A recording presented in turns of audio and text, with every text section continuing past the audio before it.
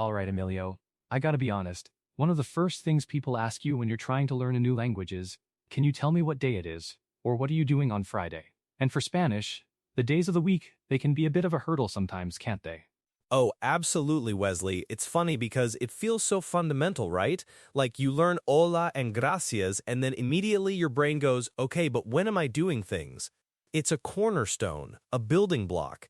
And honestly, it's one of those things that once you nail it, everything else just feels a little bit smoother. Totally. And I remember my own struggle. It wasn't just memorizing them, it was also the pronunciation. And then knowing when to say el lunes versus los lunes. It felt like a whole mini course in itself. So today, I really want us to break it down, make it super easy and accessible for anyone listening. That's a fantastic idea. Let's make it actionable. Let's give everyone some solid tools. Because you're right, the el versus los is a common gotcha. But let's start at the very beginning, shall we? With Monday. The beginning of the week for most of us anyway. Perfect. So Monday in Spanish. Give us the rundown, Emilio. All right, Monday is lunes, L-U-N-E-S, and it's pronounced lunes. Think of lunar or moon. That's actually where it comes from, the moon's day. So, lunes. Simple, right? Yeah, lunes, I like how the ul sound is pretty soft, not too harsh. And knowing it's from moon helps a lot. It gives it a bit of a story. I always try to find those connections, you know? Exactly. It makes it stick better. And then we move to Tuesday. That's martes, M-A-R-T-E-S, pronounced martes. And again, if you think of the root, it's connected to Mars, the Roman god of war. So, Mars's day, martes. Okay, Martis. Mars. Got it. So we've got the moon and Mars already. It's like a little astronomical tour. This is actually a great way to remember them. I never really connected them to the planets before. It's super helpful, and it continues. Wednesday is miércoles, M-I-E-R-C-O-L-E-S, pronounced miércoles. This one's a little longer, but it's linked to Mercury, Mercury's day, so miércoles.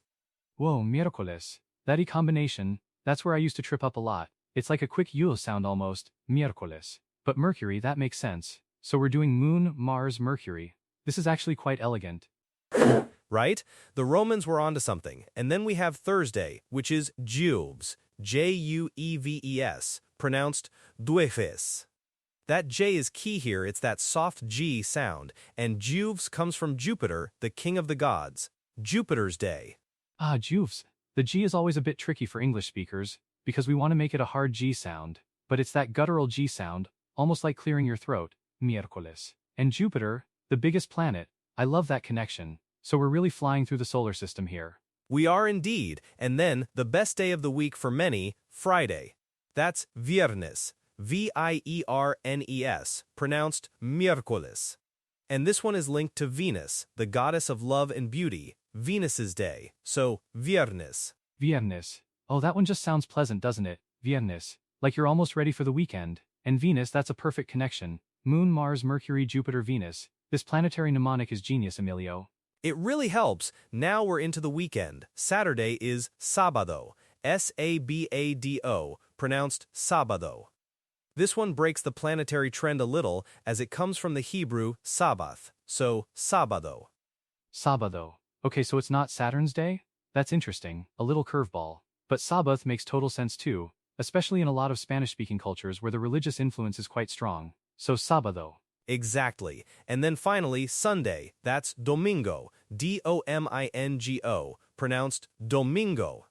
This one comes from the Latin dies dominicus, meaning Lord's Day, so domingo. Domingo. That one's pretty straightforward. And again, the religious connection for Sunday is very clear. So lunes, martes, miércoles, jueves, viernes, sábado, domingo. I think I got them all in order there. You absolutely did, Wesley. Excellent work. And just a little tip for everyone. The first 5 days, lunes through viernes, they all end in ins, and then the weekend, sábado and domingo, end in o. That's a tiny pattern that can help sometimes. Oh, that's a fantastic observation. I never really noticed that ins ending pattern for the weekdays. That's a super useful trick. It just makes them feel a little more connected, doesn't it? It does. Now let's talk about that el versus los issue you mentioned earlier. This is crucial for sounding natural. When you just want to say on Monday or on Tuesday, you use en before the day. For example, voy a la tienda el lunes. I'm going to the store on Monday. Right, so en lunes, en miércoles, en miércoles, and so on. It's not en lunes, which is what I initially tried to do, because en means on or in, but Spanish uses en for on when referring to a specific day. Exactly. That's a very common mistake, and the cool thing about the days of the week in Spanish is that they don't change gender. They're all masculine, so it's always en, not le. And they're not capitalized unless they're at the beginning of a sentence, which is different from English where we always capitalize our days. Okay, that's a good point about capitalization. So lunes lowercase unless it's the first word, and then the los part. When do we use los? Los comes in when you're talking about something happening habitually, every Monday or every Tuesday. So, los lunes voy al gimnasio. On Mondays, I go to the gym. It implies a recurring action. Los makes it plural, even though the word for the day itself doesn't change from lunes to luneses. Oh, that's the kicker. The days from Monday to Friday, lunes through viernes, they don't change their form when plural. So en lunes for one Monday, los lunes for multiple Mondays. That's where it can get confusing because it looks the same. But sábado and domingo actually do change, right? You hit the nail on the head, that's precisely it. For sábado and domingo, you add an ins to make them plural, so it's el sábado for one Saturday and los sábados for multiple Saturdays.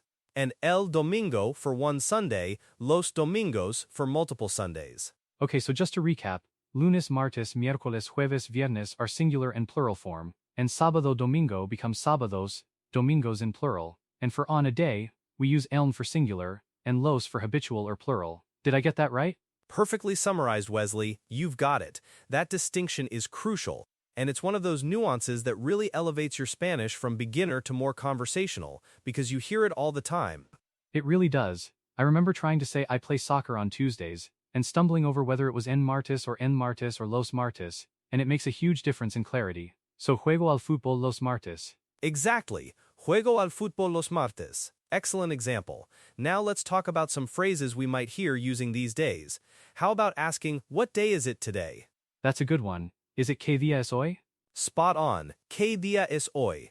And the response would be something like, hoy es lunes, today is Monday. Simple and direct. Or, mañana será martes, tomorrow will be Tuesday. Oh, that's useful. Hoy es mañana será. What about yesterday? Ayer fue. Precisely. Ayer fue domingo. Yesterday was Sunday. These are really practical phrases you can use right away. And that's the goal, right? To make these words immediately useful. Absolutely. I think the key to learning anything new in a language is to integrate it into phrases you'd actually use, not just rote memorization. So we've got the days, the pronunciation, the planetary connections, the en los rule, and some basic phrases. This feels like a solid foundation. It truly is, and don't forget the context. If you're planning something with someone, you might say, ¿Qué haces el fin de semana? What are you doing on the weekend? Or, nos vemos el viernes, shall we see each other on Friday? Oh, el fin de semana. That's a good one to know. It literally means the end of the week, and then we throw in front of that too, so it's consistent. Nos vemos el viernes. That's a great example of practical use. I can totally imagine using that. And it makes you sound so much more natural. You know, a common mistake I hear sometimes is people trying to translate too directly, like saying on Friday as en viernes. But once you get that el or los lul down, you're golden. Yeah, it's those little things that make such a big difference. It's like a secret handshake into sounding more authentic. So for anyone listening, really focus on eln for a specific day, and los for habitual actions or plural days. Exactly, and practice makes perfect. Try to integrate these into your daily thoughts. When you wake up, think, hoy es miércoles. When you make plans, think, voy a hacer esto el jueves. Even just mentally it helps. That's great advice. Submerge yourself in it, even if it's just in your own head. I always found that thinking in the language, even for simple things like days, weather, or what I'm going to eat, really speeds up the learning process. It truly does, and don't be afraid to make mistakes. We all do. The goal isn't perfection from day one, it's progress. So if you say en lunes by accident, someone will gently correct you, or they'll understand what you mean. It's all part of the journey. That's a really important point. Language learning is a journey, not a destination, and mastering the days of the week is a massive step on that journey. You suddenly unlock so many more conversational possibilities. Exactly. From scheduling meetings to just talking about your weekend plans, these days are absolutely indispensable. So practice those pronunciations, think about those planetary connections, and get comfortable with el and los. Well, Emilio, this has been incredibly helpful. I feel like even I picked up a few new tricks today, especially that ins ending pattern for weekdays. So thank you for breaking it all down so clearly. My pleasure, Wesley, and to everyone listening, Keep practicing. You'll be rattling off lunes, martes, miércoles like a native speaker in no time. Hasta la próxima. That's right, keep at it and you'll be scheduling your whole week in Spanish before you know it. Thanks for tuning in everyone and we'll catch you on the next episode of Learn Spanish like I did.